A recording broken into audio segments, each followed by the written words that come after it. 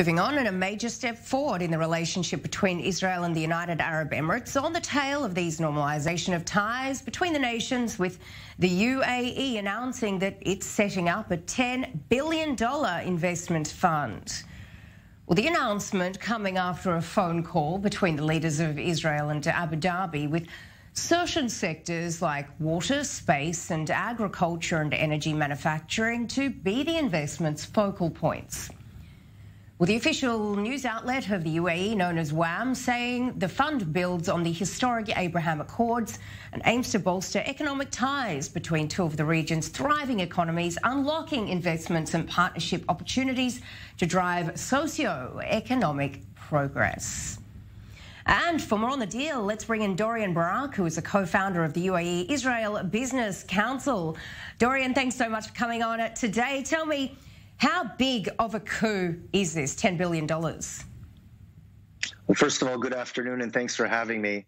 This is enormous. People here are astounded by the size of this commitment to the Abraham Accords by the UAE government. You know, when we established the UAE Israel Business Council back in June, Fleur Hassan of Jerusalem and I, we knew that economic peace would underpin a political peace. We expected that economic peace to come first, a people-to-people peace that would eventually emerge into something else. But of course, the politics came first.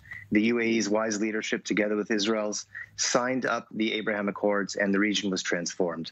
But what was really missing, what has been missing, is those people-to-people connections. We've seen this through tourism, but there's no better way to build a common future than to do it on the basis of shared economic opportunity.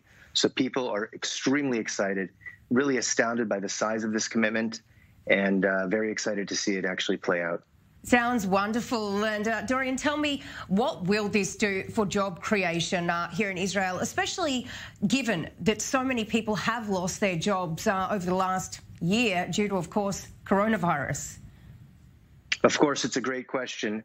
The UAE Israel Business Council forecasts that about 20,000 new jobs will be created as a result of the Abraham Accords in 2021. That's a relatively large number. A lot of it's going to be in tourism. Some of it is going to be in the technology sector, companies that are exporting to the UAE. And you're going to see a similar growth in jobs here in the UAE.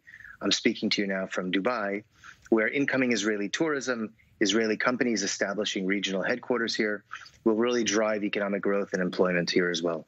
And so they have mentioned space, agriculture, water, etc., being the first few sectors there. Which sectors do you see as up-and-coming sectors for investment going forward? I see, well, there are a lot of sectors that are going to be interesting. I see two principally as really taking off in 2021.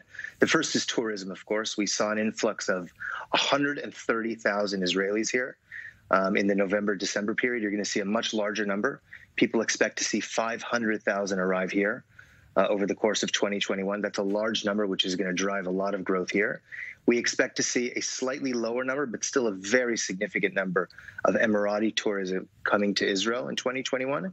And the second area I see real opportunity is in the agriculture and renewable sector. This is an area where Israel is extremely strong. We are the leader globally, and we already see a number of Israeli firms in the water, in the solar, and in the renewable space beginning to operate here in the United Arab Emirates.